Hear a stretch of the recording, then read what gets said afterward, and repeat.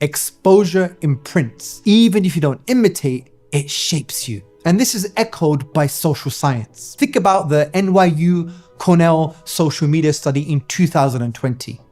By analyzing user behavior on platforms like Facebook and Twitter, researchers found that consistent exposure to specific content gradually shifts users' beliefs, politically, morally, and spiritually, without deliberate reflection. The study demonstrated how digital environments quietly shape our convictions. The conclusion is simple.